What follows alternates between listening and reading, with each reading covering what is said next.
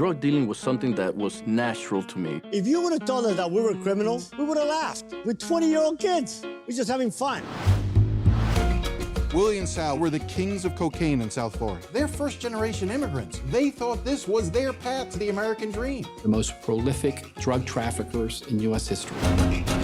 15 years after the release of his cult classic film, Cocaine Cowboys, director Billy Corben returns to release a 6-part saga on one of the largest drug cases in U.S. history, called Cocaine Cowboys, The Kings of Miami.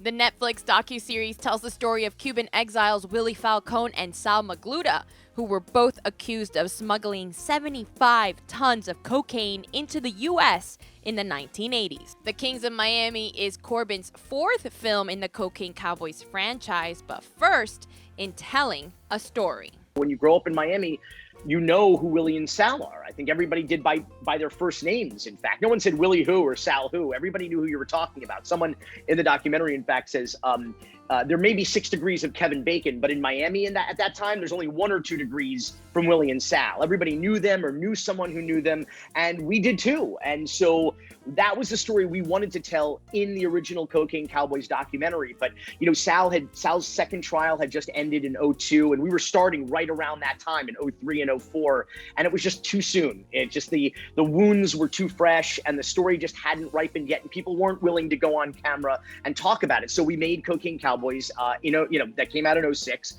and that was really our plan B. No one really knows that. That was our backup plan because we couldn't yet tell the story of Willie and Sal. Billy and team worked about 12 years on this project, and it involved a lot of pieces to tell the story. In fact, one major person from the series helped Billy get access to crucial information.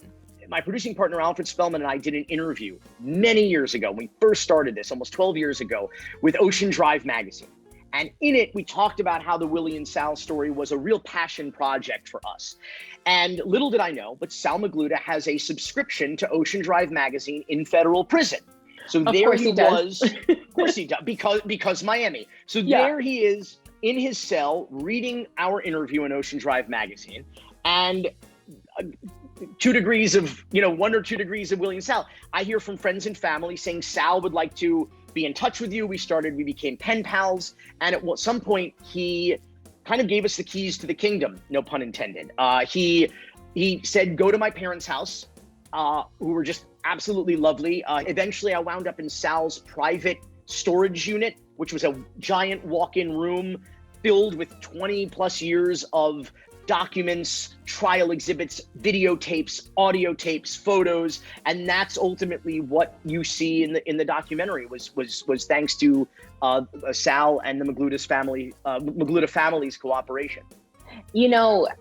Funny you say that, right? He has a subscription to Ocean Drive in prison. Of course he does. It reminded me a little, and I hate doing the comparison, but it reminded me a lot of Joe Exotic, right? In that Tiger King era, because that was wild too. But this is even wilder because Miami, like you said. And did you ever have the idea, or any of you and your partners in the production team say, should we get Sal on the phone and talk? Did you ever had that idea? Yeah, and I talked to Sal on the phone from federal prison quite a few times. It's a lot like Joe Exotic with less eyeliner, but just as many mullets because the 80s, So because on brand, on brand. Theme hair, if you will.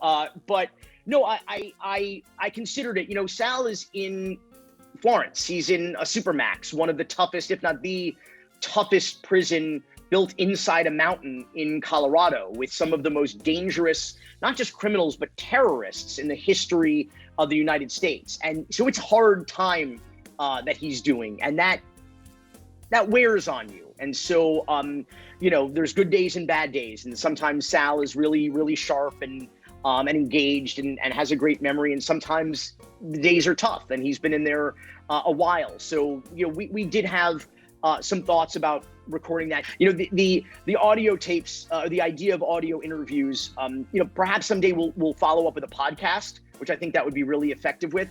But I think here, this was a very visual piece, as you saw. And so, it has a certain kinetic energy and a very specific aesthetic. And it just didn't seem like that would, that the audio interviews recorded, phone interviews would really sustain.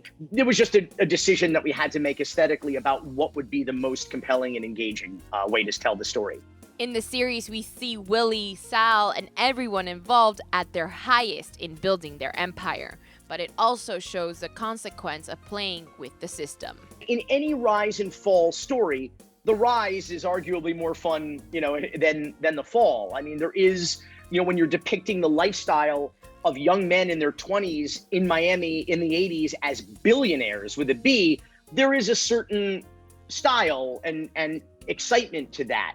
But it's never worth it. And I think if you ask some of the people that we interviewed, if it was worth being arrested or serving 15 years in prison, getting a divorce, losing touch with their families, I think they would tell you that it was not worth it. Let's say, this is going to be a banger. I already see it on the trending list. Do you think, let's say a motion picture company grabs this, right? A la Tiger King. Who would you want to play Willie and Sal?